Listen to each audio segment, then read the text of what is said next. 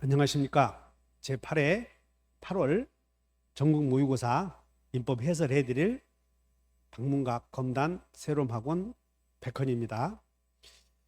이번 모의고사의 난이도는 아마 중급 정도 되는 것 같아요. 물론 실제 시험 유형과 똑같이 어느 정도 문제 배열은 나름대로 모의고사를 출제해 주신 분이 잘 고려한 것 같습니다. 자, 그러면 해설해 드리겠습니다. 상대방 없는, 그러면 상대방 없다 그러면 우리 공부했을 거예요. 유언, 재단법인 설립행위, 소유권의 포기, 요거. 그래서 우리는 어떻게 해오냐면 유재석의 소포는 집에 없다. 그래서 유재석의 소포는 집에 없다. 4번 재단법인 설립행위. 그 다음에 2번 무효인 법률행위를 모두 골라라. 여기 성공보수약정 나오면 앞에 형사냐 민사냐 따지면 돼요. 그래서 형사사건에서는 성공보수약정은 무효. 그 다음에 진술대가인데 여기 진술, 여기 허위 이렇게 나오면 뒤에 적정한 금액 볼 것 없이 무효야. 허위 나오면 무효. 그 다음에 여기 반사회적 행위 디귿번 이제 직접 중개 의뢰인과 체결한 주택임대차 계약, 그 다음에 우연히 이렇게 나오잖아요. 그러면 이것은 단속규정 위반이야. 단속규정. 우직이, 우연히 직접 거래 금지 규정 위반. 그 다음에 무면허 영업행위, 그리고 미등기 전매. 그래서 우직이가 우연히 직접 거래 금지 규정 위반. 그 다음에 우직이가 무허가 건물 임대, 그 다음에 미등기 전매, 그리고 중간 생략 등기 생략, 그 다음에 우직이가 무전을 생략했다 이렇게 오면 돼요. 이것은 단속규정 위반. 그래서 디귿 니을은 유효, 기역 니은은 무효. 기역 니은은 반사회적 행위, 여기는 단속규정 위반. 그래서 기역 니은이 정답이고, 옳은 것을 골라라. 허위표시. 허위표시는 합의가 있어야 돼. 합의. 그래서 두 사람이 합의에 의한 거짓말을 통정 허위표시라고 하잖아요. 여기는 한 사람이 허위표시 한다는 것, 상대방이 아는 것만으로는 허위표시가 성립하는 것은 아니다. 옳은 것을 골라라 틀렸고, 그 다음에 통정해서 증여를 매매로 가장했다. 은닉행위 나오면 4단계. 증여, 매매, 등기, 제3자 권리 취득. 증여는 유효, 매매는 무효, 등기는 유효, 제3자는 언제나 권리 취득. 그래서 증여 유효, 매매 무효 다 틀렸네. 증여는 유효, 매매는 무효. 그 다음에 허위표시에 의해서 생긴 채권을 가압류했다. 그러면 허위표시에 의해서 채권을 가압류해서 이 사람은 제3자지. 그래서 선이익이만 하면 보호받는 제3자 해당하지 않다. 틀렸고, 그 다음에 제3자는 허위표시의 당사자는 선의의 제3자에게는 무효를 주장할 수가 없다. 그러는데 제3자는 선이익이만 하면 돼. 선이익이만 하면. 그래 과실이 있더라도 보호되므로 선의의 과실이 있는 제3자에게는 무효를 주장할 수는 없다. 4번이 맞는 거고, 그 다음에 여기서 악의 제3자, 그리고 전득차, 갑과 을이 가장매매, 악의 제3자, 그러면 정 나올 거 아니야. 여기가 악의인데 또 여기까지 악의로 하겠어. 여기까지. 정 나오면 그냥 정은 선의를 물어보는 것이야. 그리고 이 정 나올 거 아니에요. 전득자, 그러면 여기는 선의 악의 볼 것도 없이 권리를 취득한다 해버려야 돼. 그래서 제3자에 해당하지 않는다. 틀렸네요.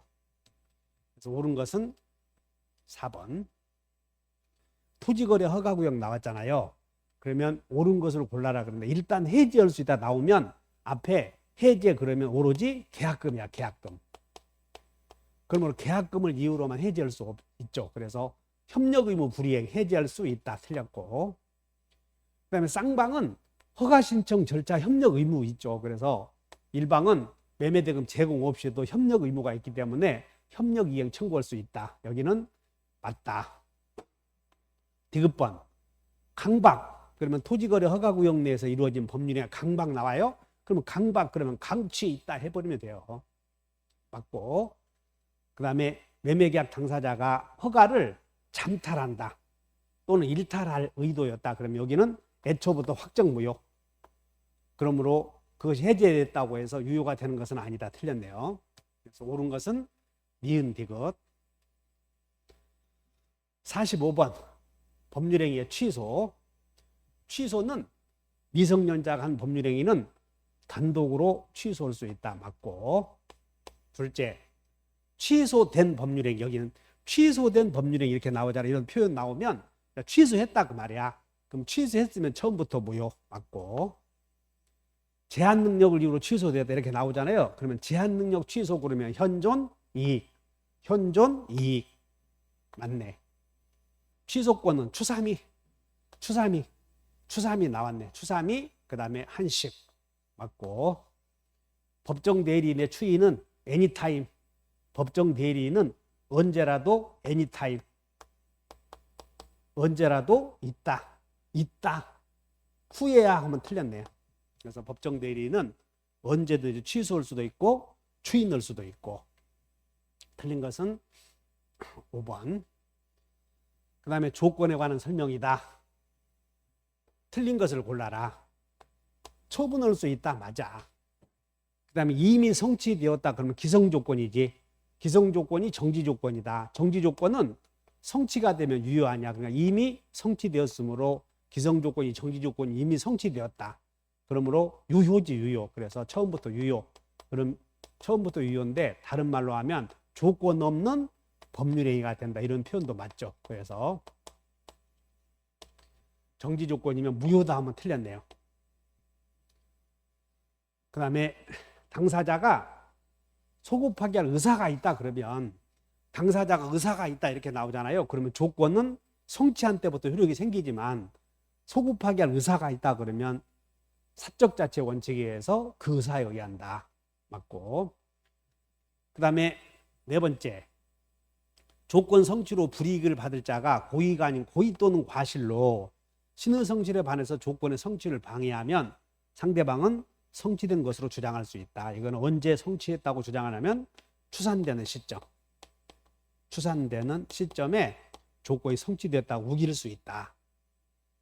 그 다음에 신의 성실에 반하는 행위로 말미암아 조건이 성취된 것으로 간주되는 경우 그 성취에 간주되는 시점은 성취되었을 것이라고 추산된 시점이다. 맞네요. 그래서 추산된 시점. 그래서 이미 성취했다 그러면 이미 성취했다. 정지조건은 성취가 되면 유효 아니에요. 그러니까 이미 성취되었으니까 유효. 그래서 무효다 하면 틀렸네. 유효 아니면 표현이 조건 없는 법률행위. 그 다음에 47번 갑니다. 대리인 나오면 대리인에다가 동그라미 쳐요. 그래서 틀린 것은 자, 이미 대리인 을은 병에게 매도하였다. 대리인이 요 대리권 남용 나오잖아요. 그럼 요즘에 이게 유행하는 건데 대리권 남용은 107조 1항 유추 적용 비진의 표시에 관한 규정을 유추 적용하여 대리권 남용의 경우에는 무권 대리가 된다 그러면 이게 잘못돼 있고 무효야 무효. 상대방이 알았거나 알 수 있었으면 다만 원칙은 유효지. 원칙은 가백의 효력이 있다. 맞네. 원칙은 유효. 상대방이 알았거나 알 수 있었다면 상할 수 있으면 무효. 그래서 1번은 맞다. 2번 대리인이 상대방에게 사기를 쳤대요. 그러면 상대방은 본인이 그 사실을 알든 모르든 상대방은 본인이 그 사실을 알든 모르든 언제나 취소할 수 있다. 맞고 대리인이 상대방으로부터 돈을 받아서 아직 전달하지 않았대요. 그래도 그 행위는 유효다. 맞고 즉 대리인은 잔금 수령 권한도 있다. 그런 내용이고요. 그 다음에 4번 상대방이 계약을 해지했대요. 상대방이 계약을 해지했다면 이제 본인과 사이에 계약을 해지했죠. 그러면 해지했다는 원상회복 의무는 매도인과 매수인이지. 그래서 갑과 병이 부담한다. 즉 대리인은 당사자가 아니다. 그런 뜻이에요. 맞다. 대리인은 특별한 사정이 없는 한 병의 채무불이행을 이유로 매매계약을 해지할 수 있다. 틀렸네. 이미 대리인은 본인이 시킨 의사표시 한 개만 해야 돼. 한 개. 그러므로 매매계약을 체결했다면 그 계약을 다시 해지할 수는 없다. 그래서 5번이 틀렸다. 48번. 자, 이미 민법상 대리 옳은 것을 골라라. 제한 능력자를 대리인으로 선임한 경우 본인은 제한 능력을 이유로 취소하지 못한다. 그래서 제한 능력자의 대리 행위는 제대는 취소 없다 이렇게 외웠지. 제대는 취소 없다. 그래서 맞다.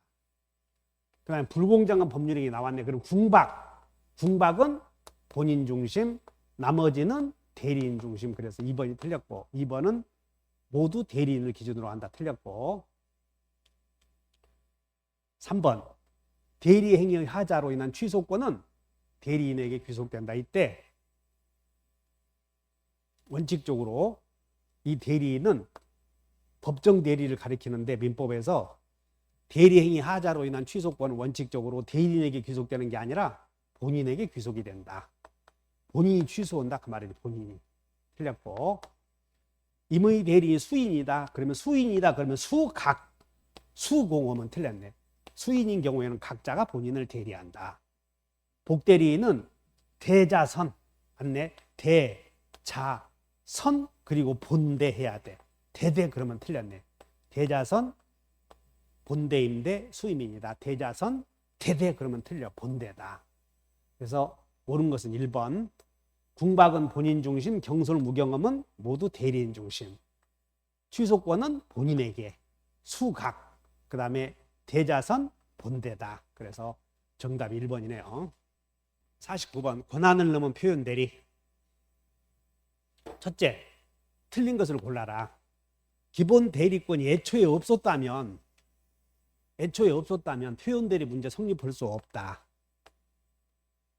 그 다음에 무슨 이렇게 이런 권한은 기본 대리권이 될 수 있다. 그러면 그 표현은 다 맞는 거예요. 그래서 앞에 볼 것도 없어.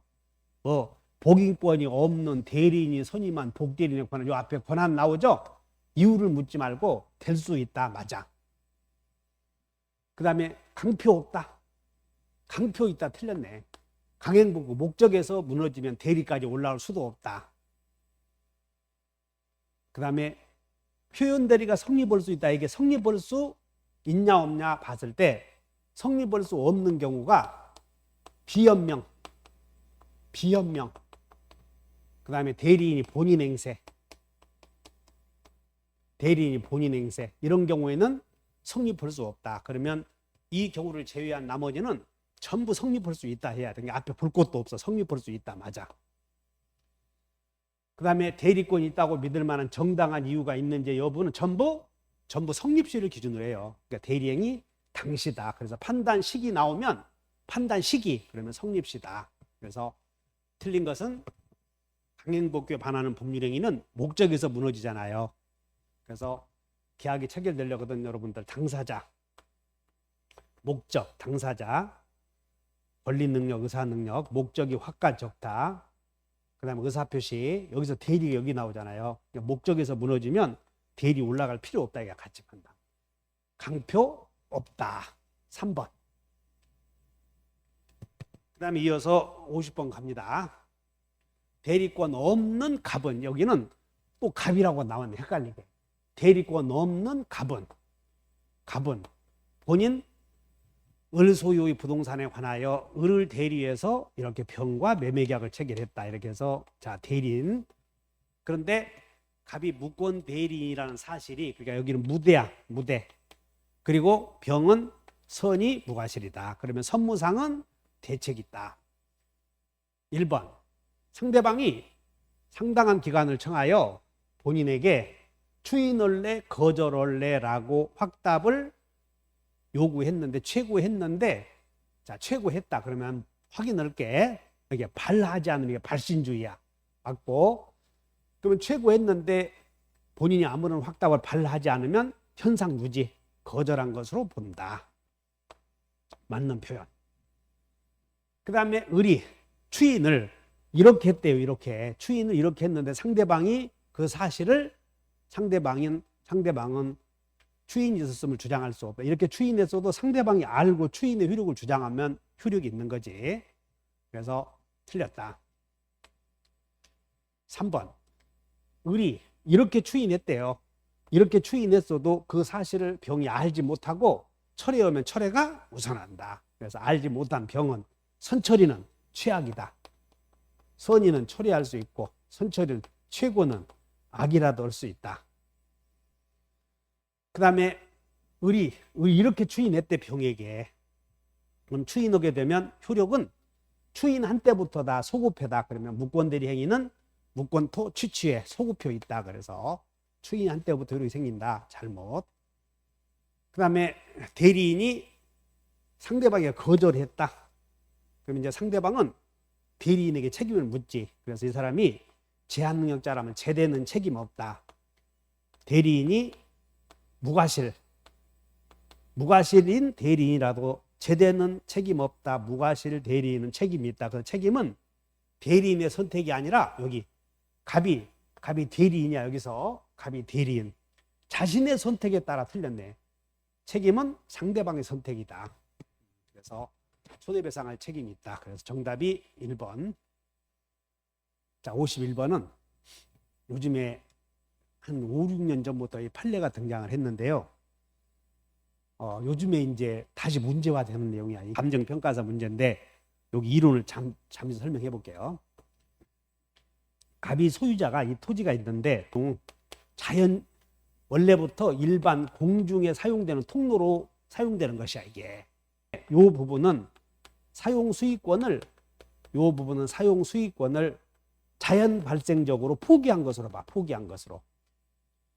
그런데 상황이 변해서 다시 여기가 사용 수익권이 나중에 찾을 수도 있는 거고, 그 다음에 이 갑은 일반 공중에 대해서는 반환 청구도 안 되고 방해 제거도 안 되고, 그 다음에 이 사람에게는 부당이득을 내놓으셔도 안 돼.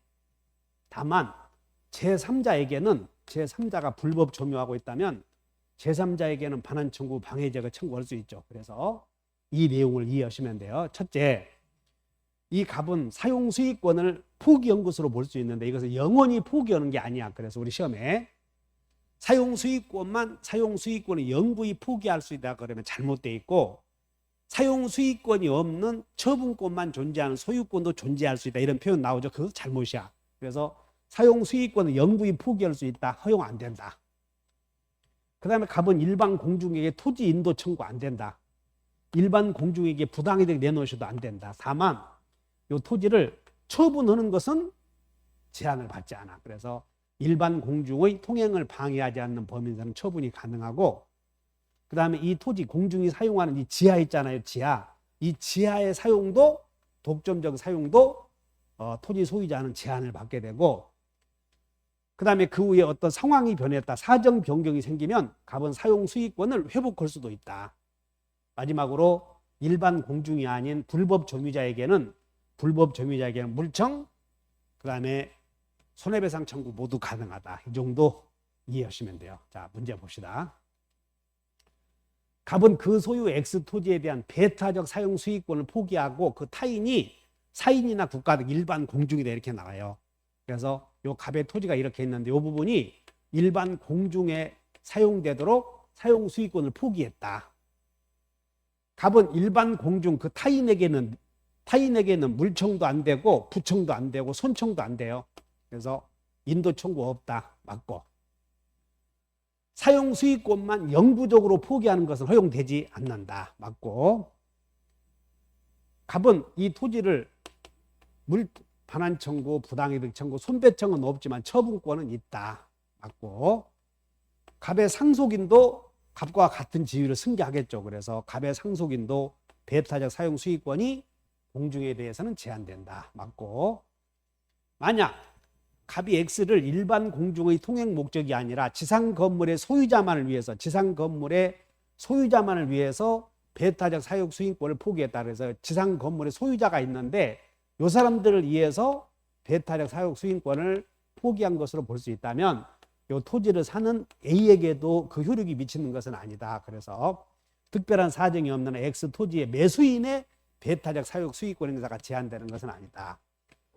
자, 요 정답이 5번이네요. 요 표현이 요즘에 이 문제가 자주 나오고 있기 때문에 이런 내용을 잘 정리해 주시면 됩니다. 자, 첫째, 사용 수익권을 영구히 포기할 수는 없다. 둘째, 일반 공중에 대해서는 반환 청구, 부당이득 청구, 방해제거 청구, 손배청 안 된다. 그 다음에 그 토지를 상속받은 상속인도 일반 공중에 대해서는 똑같이 물청, 부청, 손청 행사할 수 없다. 그러나 재불법 점유자에게는 물청, 부청, 손청이 있고, 그 다음에 이 소유자는 공중의 사용 수익이 제한이 돼 있더라도 처분할 수는 있다. 상황이 변했다. 그러면 다시 사용 수익권을 회복할 수 있다. 사정 변경이 되면 독점권이 다시 회복할 수도 있다. 요거 주의하시면 돼요. 점유, 틀린 것을 골라라. 자, 제3자가 직접 점유자의 점유를 방해한 경우 여기 그냥 간접 점유자에게도 물청 있다. 그 다음에 간접 점유자는 침탈자에게 직접 점유자에게 반환해 주시오. 만약에 직접 점유자가 반환받기를 거부하거나 반환받을 수 없다면 간접 점유자 자신에게 내놓으실 수 있죠. 자, 취득시효의 요건인 점유에는 간접 점유도 해당이 되고, 그 다음에 네 번째, 소유권의 시효 취득을 주장하는 점유자는 특별한 사정이 없는 자신의 점유가 자주점유에 해당함을 증명할 책임이 없다. 점유는 6개 점유는 추정된다. 6개 점유는 추정된다. 그 6개 점, 자주점유, 평온점유, 자평공, 선의점유, 계속점유, 적법점유. 그러므로 소유의 의사인 자주점유는 추정되므로 취득시효를 주장한 자는 스스로 증명할 책임이 없다. 맞고. 자, 소송에서 패소했다면 패소한 때부터 타주점유로 전환되고 소제기한 때부터 악의점유로 전환된다. 그러면 제기된 때부터 악의 간주된다. 맞네요. 그래서 제약이 소제기된 때부터 악의, 패소한 때부터 타주, 제약이 패타. 그 다음에 다섯 번째, 주택임대차 보호법의 점유는 직접 점유, 간접 점유 묻지 않는다. 그래서 임차인이 을에게 임대인의 동의를 얻어서 전대하여 전차인의 명의로 인도와 주민등록을 마치면 그 다음 날부터 임차인이 대항력 취득한다. 그 내용이죠. 그래서 임차인도 간접 점유를 통해서 대항력을 취득할 수 있다. 5번이 틀렸고. 물청에 관한 설명이다. 틀린 것을 골라라. 지상권을 설정해준 토지 소유자는 소유권이 있죠. 그러므로 지상권이 설정된 그 토지에 대하여 제3자의 침해가 있으면 지상권자도 지상권자의 입장에서 물청, 부청, 손청, 소유자도 침해자에 대하여 소유권에 기한 물청이 있다. 맞고.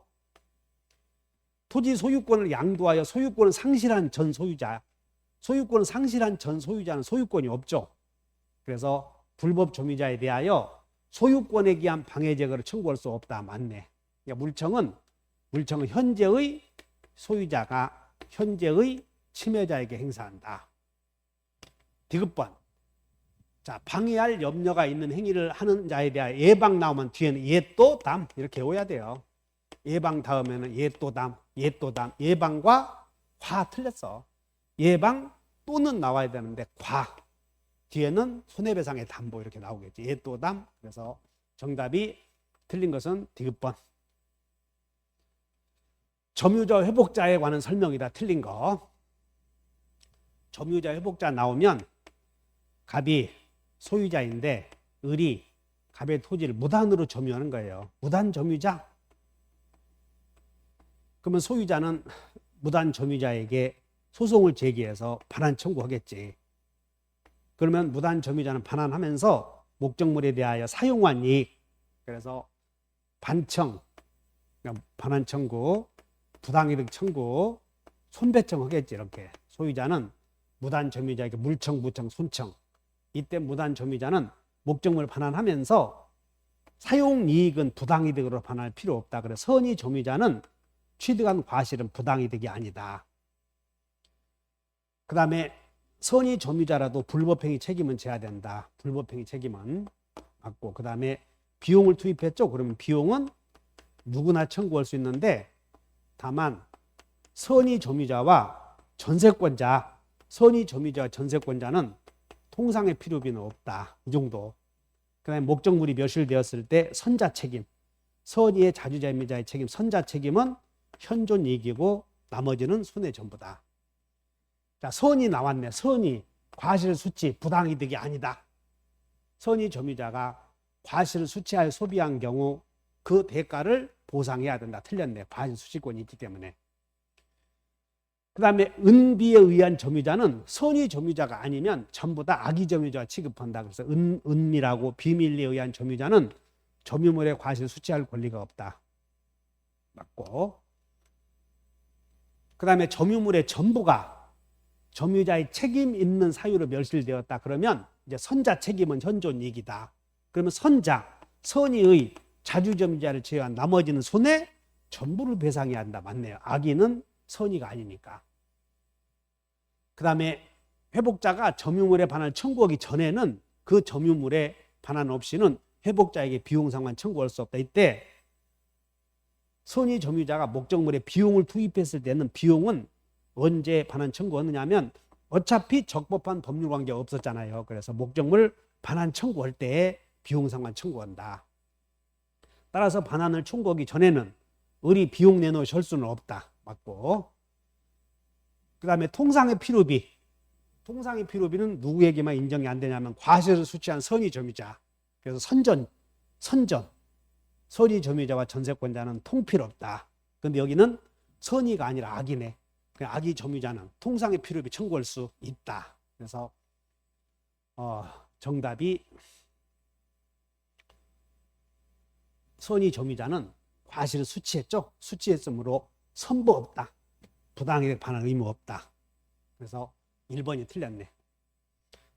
그 다음에 이어서 54번 상린관계. 일단 상린관계 나오죠. 이 상린관계에 관한 규정은 민법에서 임시야 임시 임의 규정이다. 그 다음에 그걸 기본으로 해서 주변에 소음이 들리잖아요. 그러면 사회 통념상 수인, 참을 수 있는 범위의 초과한 경우에는 이의 제기할 수 있지만 수인 한도를 넘지 않는 경우에는 참아야 돼. 그 토지 소유자는 소유권에 기해서 소음 피해의 제거를 청구할 수는 없다. 수인해야 된다.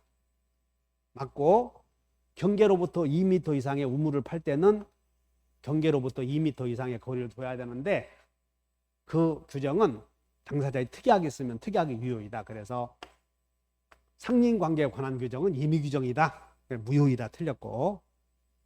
그 다음에 자연적으로 흘러오는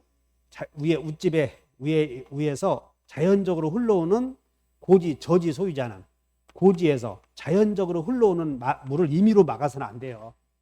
그래서 자연유수의 소통을 유지할 의무가 있는데 물이 흘러오면 그냥 막지만 않으면 되지 적극적으로 어떤 행위를 해야 되는 것은 아니다. 그래서 승수 의무에는 적극적으로 이 말에 들어가면 안 된다. 안내 적극적으로 유지할 의무가 포함되는 것은 아니다. 자, 특약은 무효이다. 맞아. 적극적으로 승수 의무가 있는 것은 아니다. 맞고. 그 다음에 소음 피해를 청구할 수 없다. 그래서 특약은 무효이다. 니은번이 틀렸네요. 56번 소유권의 취득에 관한 설명이다. 저당권 실행을 위한 경매 절차에서 경락이 된 자, 즉 여기는 경매 절차에서 경락이 된 자, 경락대금을 납부한 자는 등기를 해야만 하는 것은 아니다. 소유권을 취득하기 위해서는 경매 등기 없이도 맞네. 두 번째, 무지의 부동산은 국가 소유야, 국가 소유. 그러므로 취득할 수 없다. 그 다음에 취득쇼 완성자가 소유권 이전 등기를 하면 점유 개시 시에 소급해서 원수 취득한다. 시효 완성자가 소유권 이전 등기를 마치면 소원을 취득한다. 소급해서 원수 취득한다. 맞네. 그 다음에 타인의 토지에서 발견된 매장물 있죠. 그것은 발견자와 소유자가 반씩 낳는다.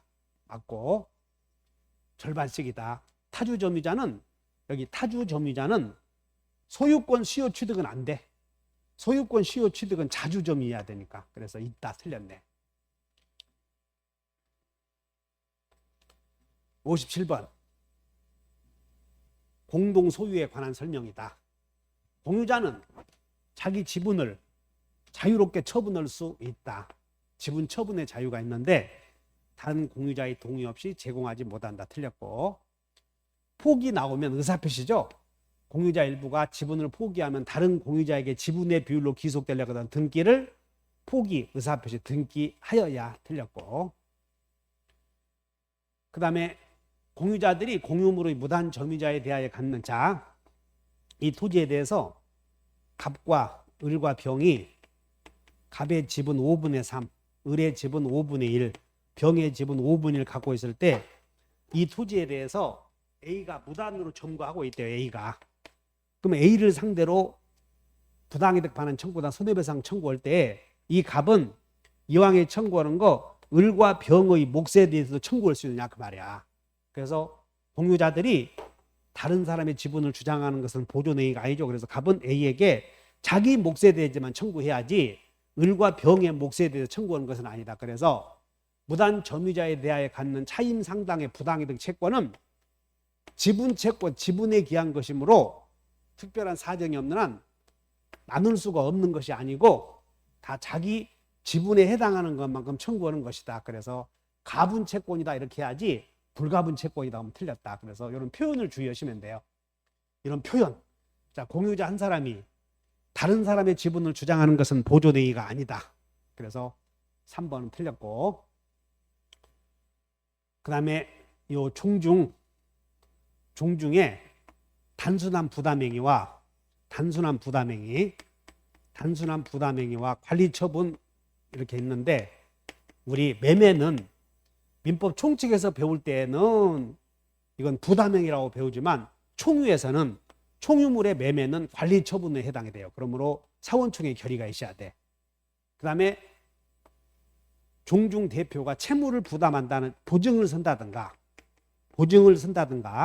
또는 공인중개사와 중개계약을 체결하는 행위, 여기에 중개업자에게 중개 수수료를 주기로 하는 약정이 있죠. 그래서 여기는 단순한 부담행위로 봐.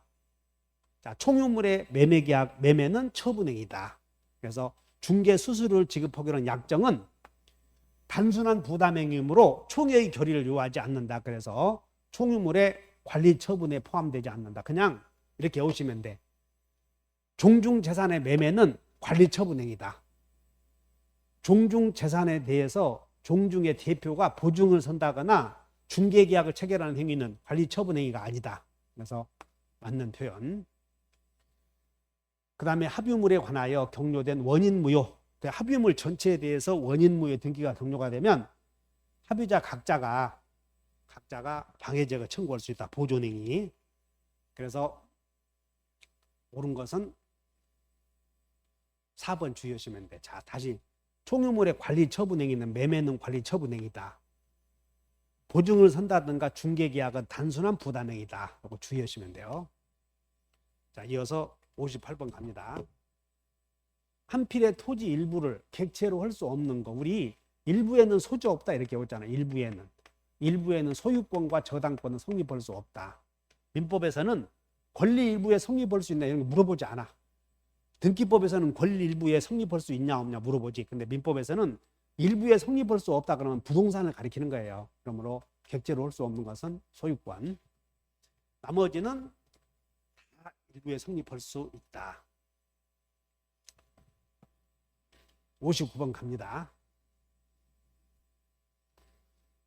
자, 여기는 복잡해. 그래서 봤더니 배당 요구로 한다 어쩌고 나왔네.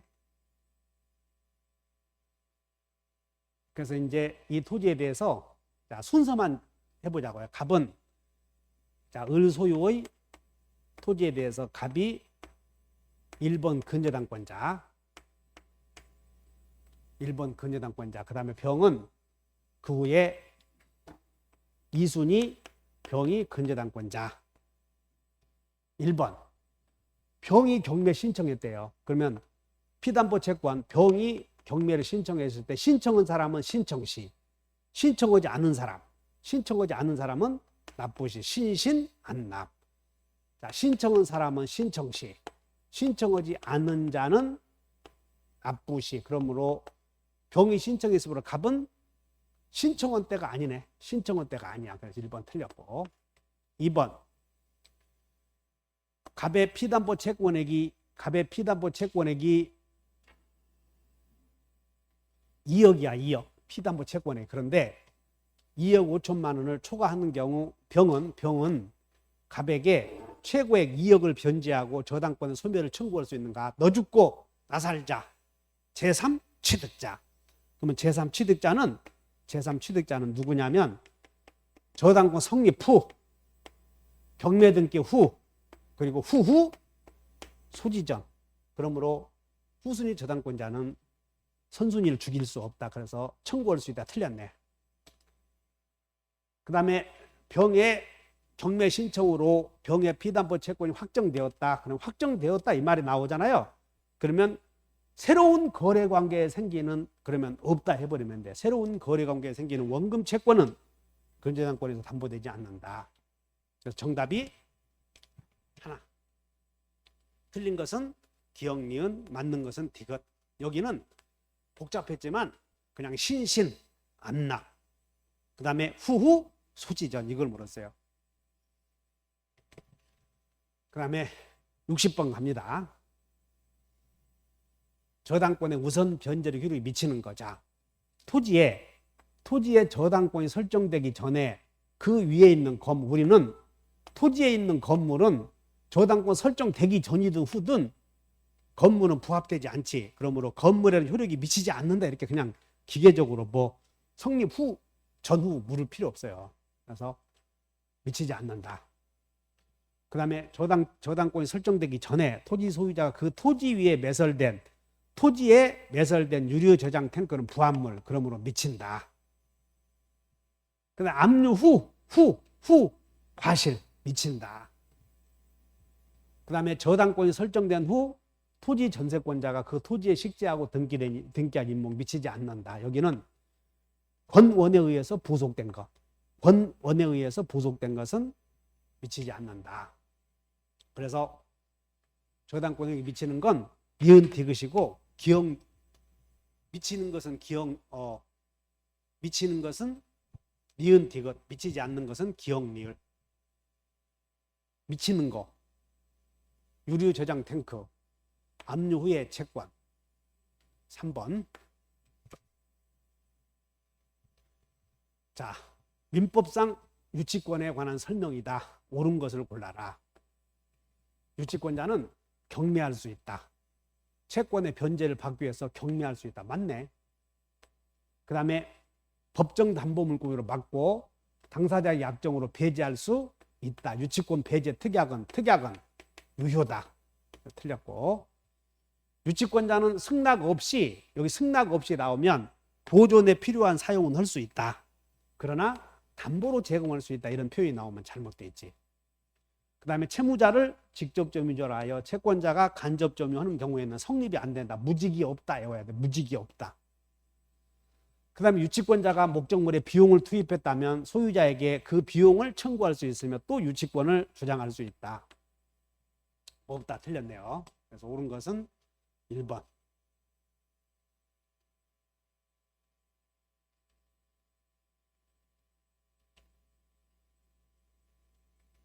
1번.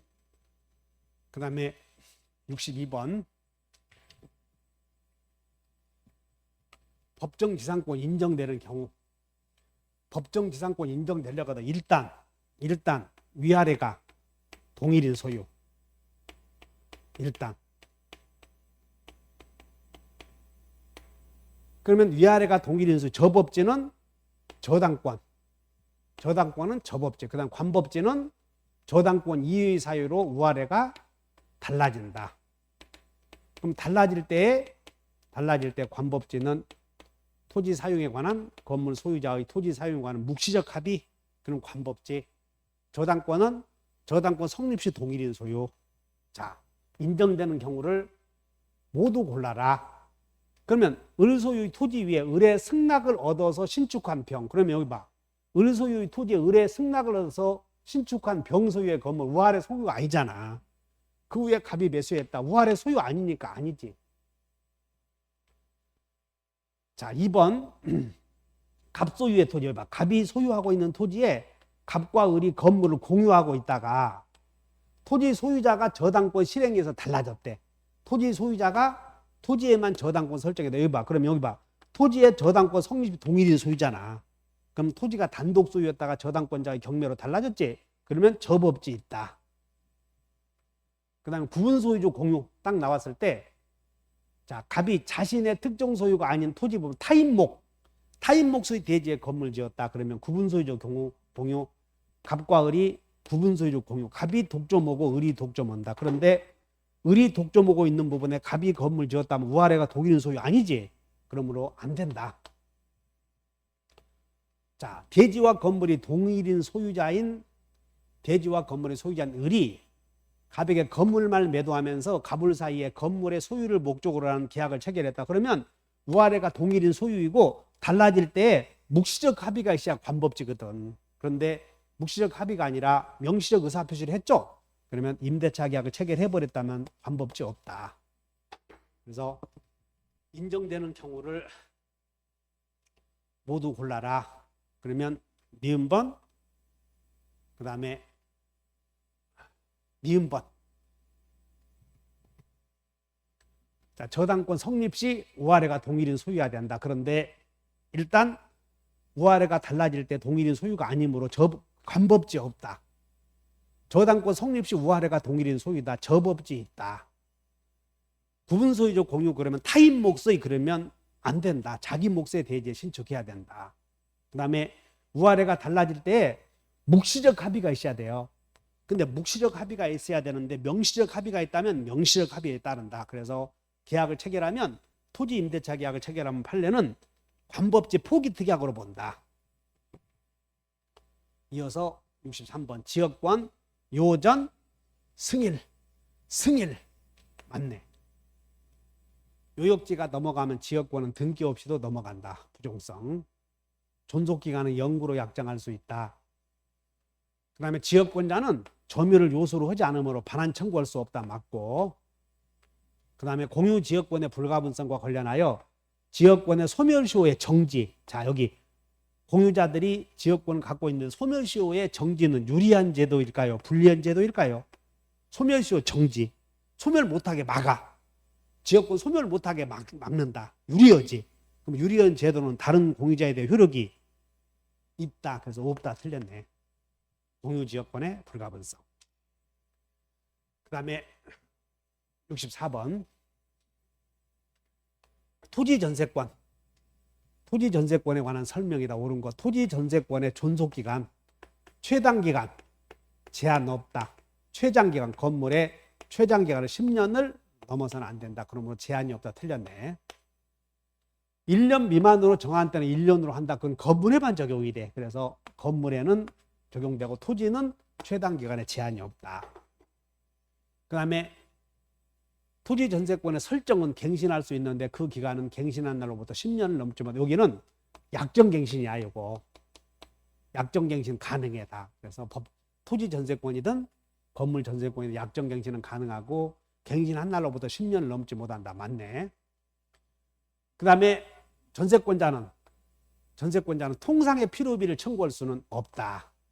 전세권자가 유지수선 의무가 있기 때문에 전세권자가 수선을 해야 돼. 그러면 통상의 필요비 청구하지 못한다. 있다. 틀렸고. 그 다음에 토지전세권 설정자가 존속기간 만료 전 6월부터 1월 사이에 갱신 거절의 통지를 하지 않는다. 이게 법정갱신이거든. 그럼 법정갱신은 건물을 위한 제도야. 그러므로 여기는 토지 아니야. 그래서 틀렸다 하시면 돼. 정답이 몇 번? 3번. 64번. 계약법에 들어갑니다. 갑은 을에게 자기 소유 토지를 3억 원에 팔겠다고 했고 자신의 청약을 10월 5일까지 답을 다오. 그래서 승낙 기간을 정했네. 여기 승낙 기간을 정했다. 그러면 승낙 기간 안에 승낙에 도착하지 않으면 계약은 성립하지 않는다. 그런데 갑의 편지는 발송되어 9월 16일 날 을에게 전달되었다. 사실은 이렇게 했고 을의 승낙의 통지를 했는데 어쩌고 나와야지 이렇게 됐네. 어쨌든 첫째, 갑의 청약은 도달한 것이야. 그래서 갑은 청약을 처리하면 안 된다. 그래서 청약은 도달 전에만 처리할 수 있다. 전철 있다. 그런데 도달해버렸잖아요. 지금 그냥 처리하지 못한다. 철회했다. 틀렸다. 을이 9월 20일 날 승낙의 통지를 발송했는데 9월 22일 날 그러니까 10월 5일까지 도달했네. 그러면 격승발.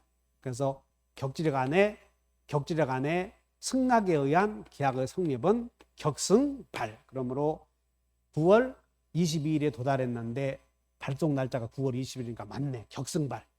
3번. 을이 2억 5천만 원으로 조정해 줄 것을 조건으로 승낙했다. 그럼 조건이나 변경을 가한 승낙은 청약을 거절하고 새로운 청약을 한 것으로 본다. 그러므로 청약의 거절과 동시에 여기 뒤에 새로 청약한 것으로 볼 수 있다가 아니라 본다. 맞네. 정답이 기억, 니은. 기억번은 청약은 도달했으므로 처리하지 못한다. 이렇게 하시면 돼.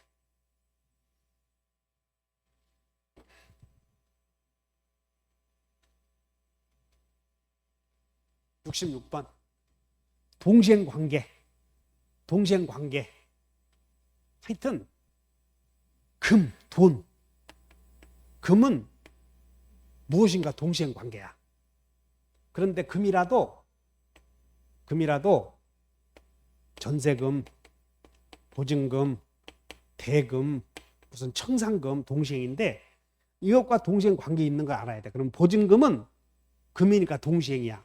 근데 보증금은 반환과 동시행이지 임차권 등기 명령에 의한 등기 말소와는 아니야. 이거 변제의 성격을 갖고 있기 때문에. 그러므로 임차권 등기 명령 나오면 이것은 담보물권이 되었으므로 동시행이 아니다. 보증금과 동시행이 있는 건 반환이다. 그 다음에 여기 권리금 나왔네. 권리금 금인데 금이라도 안 좋은 금이야. 그래서 권리금은 동시행이 아니다. 금 중에서도 동시행이 아니야. 틀렸어. 그 다음에 계약 해제 나오거나 무효취소 해제 나오면 부당이득 반환은 다 동시행이야. 무효취소 해제 나오면. 그래서 동시행 관계 있는 것은 디귿번. 67번. 제3자를 위한 계약 옳은 거. 자, 갑과 을이 매매 계약을 체결해. 그리고는 계약서에다가 매매 대금 1억은 병에게 준다.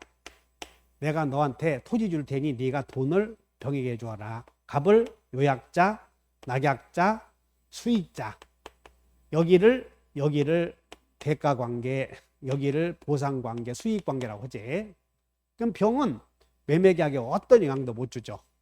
첫째, 요약자는 이 사람의 동의 없이 얼마든지 이 매매계약에 요약자와 낙약자는 매매계약의 당사자 아니야. 그래서 이 계약에 아무 병에 동의 없이도 낙약자의 채무불이행으로 해지할 수 있다. 그래서 동의 없이 있다 해야 돼. 있다.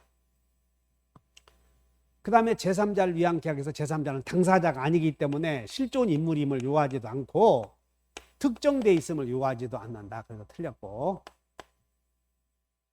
수익자는 수익의 의사표시 전과 후를 따져서 전에는 수익의 의사표시를 할 수 있는 형성권, 후에는 급부 청구권, 그 다음에 손해배상 청구권, 그래서 형총손만 있고, 그 다음에 돈을 받았다면 부당이득 반환 의무는 없다. 그래서 수익자는 특정돼 있지 않아 틀렸고, 3번 해제권을 갖는 것이 원칙이다. 요 계약의 해제는 갑과 을만 갖는 거고, 그 다음에 이제 4번 봐요. 요약자와의 기본관계에서 발생한 상별. 여기가 기본관계야. 여기. 자, 낙약자 을은 요약자와의 매매관계에 생긴 항변으로 여기가 무효라는 걸 이유로 돈 못 주겠다 할 수 있다. 정답이네. 자, 낙약자는 갑과 병 사이의 관계가 무효라는 것을 이유로 수익자에게 대금 지급을 거절할 수 있다. 그러면 잘못. 여기 끼어들면 안 돼. 그냥 여기만 갖고 해결하라. 자, 5번 봐. 여기가 요약자는 대가 관계가 여기야. 요약자는 여기 대가 관계의 부존재나 효력의 상실을 이유로 여기가 법률 관계가 존재하지 않으므로 너에게 토지 못 주겠다 그랬다가는 잘못됐지. 그러므로 거부할 수 있다. 틀렸네. 자, 다시 설명하면 요 관계만 따져야 돼. 요약자와 낙약자. 요 관계만 이 매매의 유효 무효는 갑과 을에 의해서 결정이 되고 이게 계약이 유효여야 대금을 지급할 거 아니야. 토지를 줄 것이고. 그러므로 요약자는 병과의 관계를 여기에 개입시켰다가는 못 배운 사람이다. 못 배운 사람. 그래서 정답이 4번, 68번. 갑은 자신의 토지를 을에게 매도하고 등기를 맞춰주었는데 을이 변제기에 갑이 을에게 매매계약을 체결해서 이렇게 등기를 해주었는데 을이 매매대금을 지급하지 않고 있다. 이행지체. 틀린 것을 모두 골라라. 그러면 갑은 을이 약속 안 지켰다면 일단 최고를 해야 될 텐데 최고 없이 그래서 틀렸네. 이행지체는 최고하라. 2번. 을이 토지를 이렇게 취득해서 병에게 팔아서 병에게 등기를 해주었다. 그런데 그 후에 해지했어도 목적물에 관하여 등기를 마친 자 제3자. 그러니까 제3자는 계약 목적물에 등기한 자 아니야. 그러므로 갑이 을과의 계약을 해지해서도 병은 적법하게 소유권 취득한다. 그래서 상실한다. 틀렸네. 해지해서 보호되는 제3자이다. 세 번째, 을이 이 토지를 구입해서 이 토지에 대해서 등기를 마치고 여기다 건물 지었대요. 건물. 그래서 이 건물에 대해서 등기를 마친 자는 이 지금 해제되는 계약의 대상은 토지 아니야. 토지. 그러니까 토지에다가 등기해야 제3자이고 토지상의 토지와 건물은 별개 아니야. 그러니까 제3자에 해당하지 않는다. 그래서 해당하지 않는다. 맞네. 병은 등기를 마쳤으므로 제3자로서 보호된다. 상실한다. 틀렸고 최고 없이 해지할 수 있다. 그래서 이행지체의 경우에는 최고해야 된다. 기억? 니은. 자, 69번 계약의 유형. 매매는 낙채, 쌍류, 낙성계약, 채권계약, 쌍무계약, 유상계약, 효력, 그러니까 성립과 관련해서는 낙성계약. 그 다음에 효력이 생길 때는 채권계약. 그 다음에 효력이 쌍방이 의무를 부담함으로 쌍무계약. 쌍무계약은 모두 유상계약 순서대로 해오면 돼요. 교환은 낙채, 쌍류. 증여는 낙채, 편무계약이다. 편무계약. 도급계약도 낙채, 쌍류. 임대차 계약도 낙채, 쌍류. 그래서 옳은 것은 증여계약은 낙성계약이다. 그냥 우리 시험에서 전형계약 중에 현상광고나 요물계약이에요. 다 낙성계약이다. 성립과 관련하여. 낙성계약, 요물계약 하나, 현상광고. 그래서 정답이 3번. 70번. 일방예약 체결하였다. 자, 일방예약, 예약 완결권은 을이 갖기로 하였다. 그리고 20년 내에 행사하기로 하였다. 그럼 예약 완결권은 형성권이고 형성권에 속하고 갑과 약정에도 불구하고 행사 기간은 10년으로 단축된다. 이게 예약 완결 행사 기간을 자, 행사 기간 보죠. 계약으로 정한 경우와 그 다음에 정하지 않은 경우 두 가지. 그러면 계약으로 정한 경우에는 계약의 정한 대로 정해져. 그래서 여기는 10년을 넘어도 된다. 여기가 판례 10년을 넘어도 된다. 그런데 예약 완결권 행사 기간을 정하지 않았을 때는 제적 기간이 적용되면 10년이다. 그래서 20년으로 정했잖아요. 근데 20년인데도 행사 기간이 10년으로 된다. 틀렸고. 그 다음에 을이 예약 완결 시로부터 1년 뒤에 예약 완결권 행사했다. 형성권은 행사한 때부터 효력이 생겨. 그래서 소급한다 그러면 틀렸네. 형성권의 행사한 때부터 효력이 생긴다. 그 다음에 이 행사기간은 제척기간. 제척기간이라고 하는 것은 연장도 안 돼. 중단도 없어요. 소멸시효는 연장이나 중단이라는 제도가 있지. 그래서 부동산을 예약 완결권자가 넘겨받았다 하더라도 소멸시효와 같이 기간의 진행이 중단되는 것은 아니므로 20년이 지나면 예약 완결권은 중단이라는 제도, 제척기간은 중단이라는 제도가 존재하지 않으므로 20년이 지나면 소멸한다. 그래서 맞는 표현이네. 맞아. 그 다음에 4번.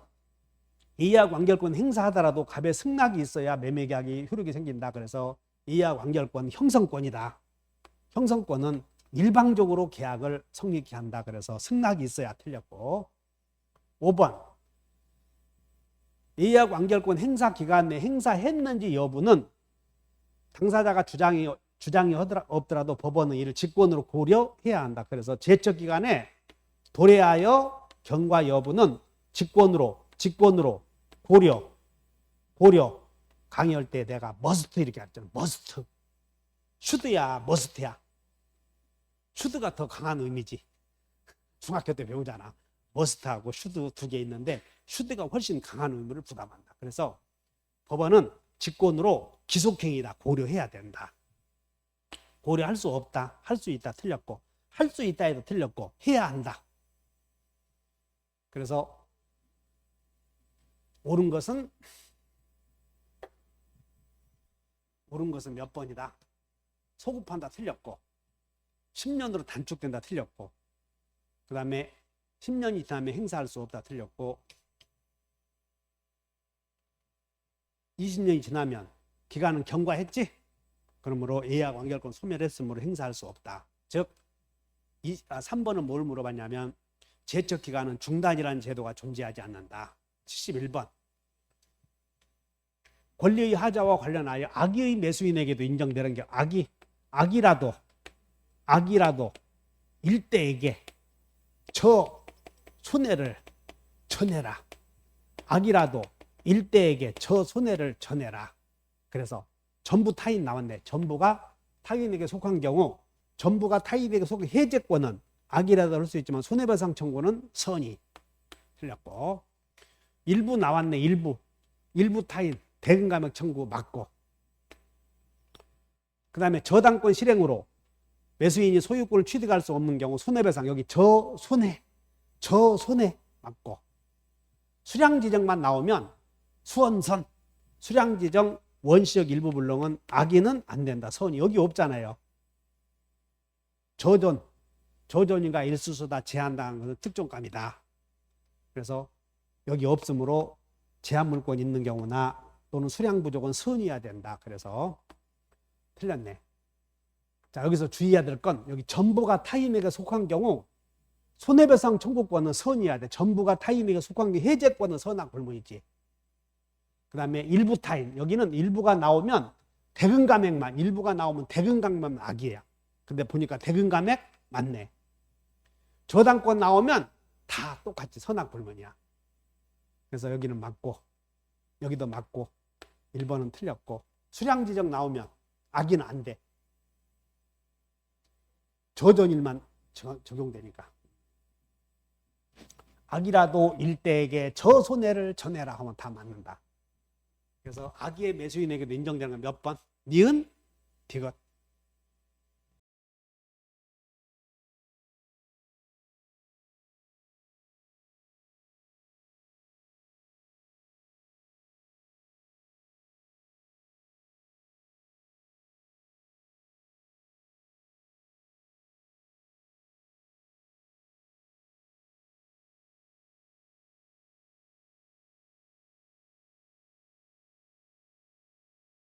니은, 디귿. 자, 환매. 틀린 것을 골라라. 매매계약이 취소되었다. 환매특약도 효력을 상실한다. 맞네. 환매특약은 종된 계약이다. 동시에 그 다음에 여기 과실과 이자는 상기한 것으로 본다. 환매 기간을 정할 때 환매권, 아까 예약 완결권 봤지? 형성권 연장도 안 되고 중단도 안 된다. 자, 환매권 행사했을 때 환매권 행사로 발생하는 여기 환매권 행사했을 때 환매권 행사로 발생하는 소유권 이전 등기 청구권은 채청이야, 채청. 따라서 채청은 발생한 날로부터 10년이지 환매권 행사한 날로부터 제척기간, 소멸시효가 진행되는 것은 아니다. 그래서 5번이 틀렸네요. 즉 환매권 행사 기간과 환매권 행사로 발생하는 등기 청구권은 별개다. 73번. 건물 임차인에게 인정될 수 있는 권리가 아닌 것. 부속물, 유익비, 지상물, 필요비, 차임감액 청구권. 지상물 매수 청구권은 토지 임차인에게만 있어. 지상권자나 토지 전세권자. 그래서 정답이 3번. 74번. 보증금. 자, 보증금은 임차인의 모든 채무를 담보하는데 존속하는 동안의 월세는 임대인이 공제한다고 해야 공제되는 거지 당연히 공제되는 거라 하면 틀려 이렇게. 그러나 존속기간 만료 후에는 임차인의 모든 채무를 보증금에서 당연히 의사표시 없이도 공제된다. 만료 후에는 당연히 공제된다. 존속기간 동안은 당연히 공제되는 것은 아니다. 틀렸고. 자, 소송비용. 자, 임대인은 보증금에서 임차인의 모든 채무를 공제할 수 있어. 그래서 소송비용도 공제할 수 있다. 맞고. 그 다음에 임대차가 종료되어서 보증금 반환과 목적물의 명도는 동시행 아니야. 그래서 임차인이 보증금을 반환받지 못해서 동시행 항변권에 의해서 목적물을 점유하고 있는데 이때 잘 봐야 돼요. 본래의 용법대로 사용 수익하고 있지 않았다면 수익을 누리지 않았지. 그러므로 부당이득 반환 의무가 성립되는 것은 아니다. 그래서 발생하지 않는다. 맞네요. 자, 보증금 존속 중에는 당연히 공제되는 것은 아니다. 종료 후에는 당연히 공제된다. 두 가지. 주택임대차보호법 옳은 것을 골라라. 임차인의 의사에 의하지 않고 임의로 주민등록이 다른 곳으로 옮겨졌다고 해서 대항력이 소멸하는 것은 옳은 것은 소멸하는가? 일단 의사에 의하지 않고 옮겨지면 소멸하는 것은 아니다. 대항력과 확정일자를 갖춘 주택임차인의 보증금의 우선 변제권은 임차주택이 무허가인 경우에도 인정된다. 즉 주택임대차보호법에 적용을 받는 주택은 미등기 무허가 건물에도 적용된다. 자, 대항력을 갖춘 후 그 주택의 소유권이 양도되어서 양수인이 임대인의 지위를 승계할 수 있는 경우에도 임차인이 상당한 기간 내 이의를 제기하면 승계되는 임대차의 관계에서 벗어날 수 있다. 이건 무슨 뜻이냐면 임대차 존속 중 건물이 이렇게 팔렸다는 거야. 새로운 소유자에게. 그럼 임차인은 선택할 수 있어. 원래의 임대인과 계약을 해지해서 나가거나 아니면 새로운 양수인에게 대항해서 보증금 내놓을 선택할 수 있다. 그러므로 임대차 존속 중 소유권이 양도되었다 그러면 대항하거나 아니면 계약을 해지하고 나가거나 선택할 수 있다. 맞네. 그래서 2번 디귿번. 76번. 부산광역시. 그 다음에 보증금 7억, 월세 100만 원. 그래서 환산 보증금이 8억.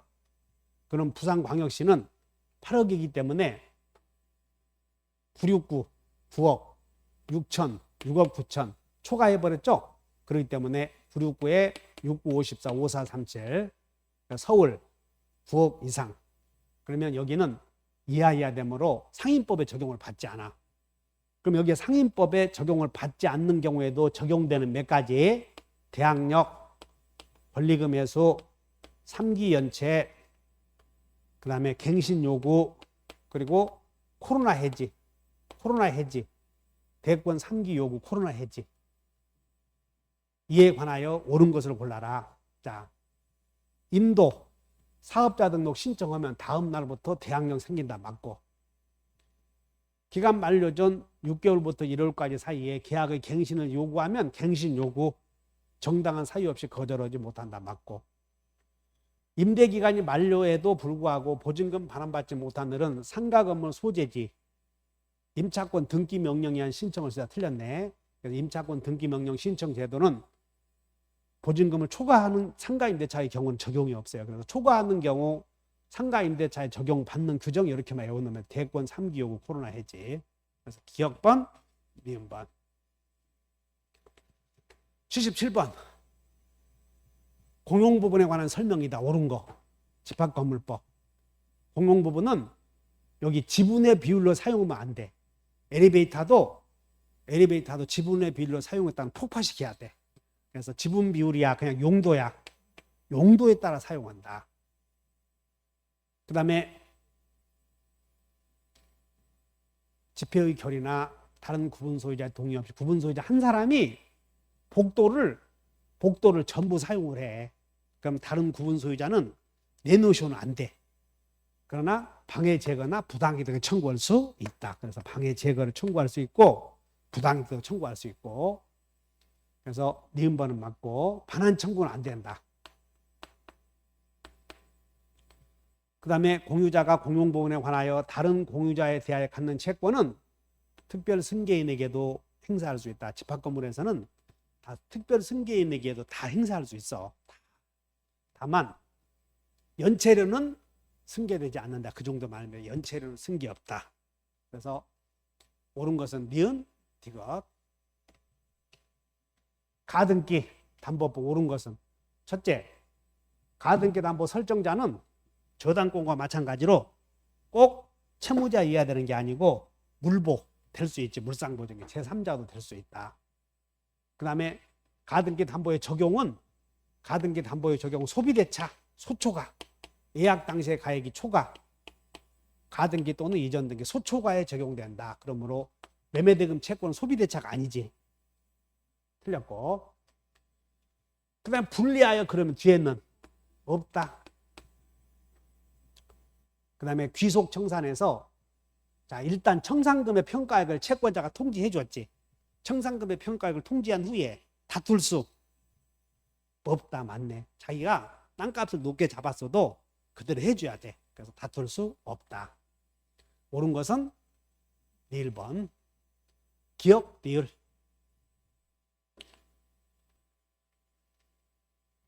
그 다음에 79번. 갑은 조세포탈 목적으로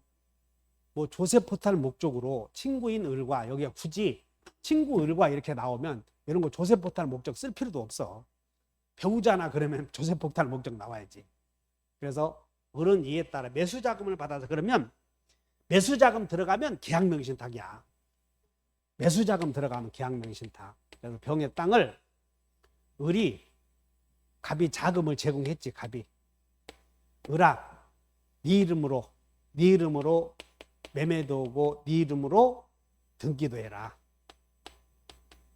그래서 갑이 을에게 계약도 부탁하고 등기도 부탁했다고 해서 갑을 간의 계약을 계약 명의신탁. 그러면 계약 명의신탁은 무효, 등기도 무효, 매매도 무효. 근데 병이 선이면 무문무가 뭘로 변해? 무유유. 병이 선이면 무문무가 뭘로 변한다? 무유유. 어쨌든 을은 이에 따라 매수자금을 받아서 병 토지를 샀다. 1번 명의신탁은 무효다. 2번 명의신탁. 자, 병이 을과 매매계약 체결 당시 알지 못했다. 그러면 선이다. 그런데 나중에 알았다. 그러면 을은 소유권 취득한다 해야지. 즉 병의 선의 악의 여부는 계속 선의해야 되는 것은 아니다. 계약 체결 시에 선이면 족하다. 계약 체결 시. 그 다음에 갑은 을에게 부당이득을 이유로, 자 여기서 실명법 이제 유효인 경우, 병이 선이어서 을이 유효인 경우는 을이 누리는 이득이 부당이득이다. 그럼 부당이득의 대상은 실명법 시행 전에는, 후에는 따져서 전에는 부동산, 후는 자금, 전부 후자. 이렇게. 그래서 갑은 을에게 부당이득으로 등기를 내놓으라 할 수는 없어. 맞고. 그 다음에 갑은 을에게 내가 너한테 자금을 제공해 주었다. 그러므로 그 자금 줄 때까지 토지를 넘겨받은 것이다. 유치권 주장할 수는 유치권은 비용이거든. 그러므로 매수 자금은 비용이 아니야. 아니니까 유치권 없지. 그래서 주장할 수 없다. 행사할 수 없다. 맞고. 마지막. 그 실명법에서는 정만 나오면 권리 취득이야. 제3자는 언제나 권리를 취득한다. 그래서 을이 정에게 토지를 양도한 경우 제3자가 명의신탁의 존재를 알고 있었어도 토지 소유권 취득할 수 있다. 맞네. 정답이 여기. 계약명의신탁은 명의신탁 무효, 등기도 무효, 매매도 무효. 근데 병이 매도인 선의이면 무효가 유효, 무효유로 변해. 이렇게. 그때 선이냐 악이냐는 계속 선이어야 돼. 계약 체결시야. 체결시만 된다. 그래서 2번이 틀렸다. 집합건물 관리인은 몇 사람 이상일 때 선임해야 돼요. 중개사 합격한 지 오래됐어도 이건 다 알아야 돼. 10사람. 5인. 집합건물에서 5인은 없어. 그 다음에 일부 구분 소유자들만이 공용하도록 제공되는 것이면 분명하다면 그건 전원 공용 부분이 아니다. 틀렸고. 그 다음에 여기 이제 집회를 열어서 재건축하려고. 그런데 재건축 반대자가 있지. 집회를 열어서. 그러면 집회를 소집한 자는 2개월 내에 다시 한번 최고를 해. 너 마음이 변했냐 안 변했냐. 그래서 최고를 했는데 여기 최고, 촉구. 반대자가 그 기간 내에 회답하지 않았다. 그럼 침묵을 지키잖아. 그 침묵을 지키는 거 현상, 유지. 그냥 반대했으니까 반대해야지. 그래서 참가하겠다는 회답을 한 것으로 본다. 틀렸고. 전유 부분에 대한 담보 책임의 존속 기간은 사용 검사일이 아니라 인도받은 날. 그래서 구조 및 지방공사의 하자에 집합건물에서 구조 및 지방공사의 하자에 전유 부분의 하자와 공용 부분의 하자 두 가지가 있는데 전유 부분의 하자는 인도받은 날로부터 10년. 공용 부분의 하자는 건축법과 주택법으로 나눠져요. 그래서 주택법은 사용 검사일, 건축법은 사용 승인일. 그래서 주검, 건승 이렇게 외우면 됐지. 그래서 사용 검사일부터 진행된다. 그거는 공용 부분이야. 공용 부분. 틀렸다. 그 다음에 관리위원회는 위원회급은 구분 소유자여야 돼. 위원회. 그래서 관리위원회의 위원회는 구분 소유자가 아닌 자는 될 수 없다. 그러나 관리인은 구분 소유자가 아니어도 된다. 그 정도. 그래서 이렇게 해서 문제를 살펴봤는데 여러분들 지금 정도는 기출문제 풀이도 여러분들이 맞췄고 예상 문제도 다 맞췄을 거예요.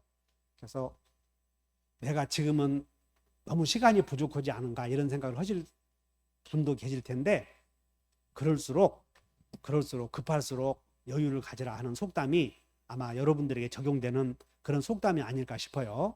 그래서 지금은 모르는 것이 있으면 앞에 있는 내용과 뒤에 있는 부분들이 충돌할 수 있거든. 공부를 많이 하신 분들은. 그러면 그것을 다시 한번 책에다가 또는 여러분들이 공부하는 자료에 체크하면서 다시 정리하는 시간이 훨씬 더 중요한 것이다. 이렇게 생각을 해요. 자, 다음에 또 오늘 배운 모의고사를 통해서 여러분들 실력을 한번 점검해 보시고 부족한 부분들은 다시 한번 도약의 기회를 삼도록 하시고 그렇다고 해서 모의고사 점수가 조금 여러분들의 생각과 미치지 못한다고 해서 그렇다고 막걸리 먹고 야 오늘은 내술 한잔 하자 그럴 필요 없어요. 자, 다음 기회에 뵙죠. 감사합니다.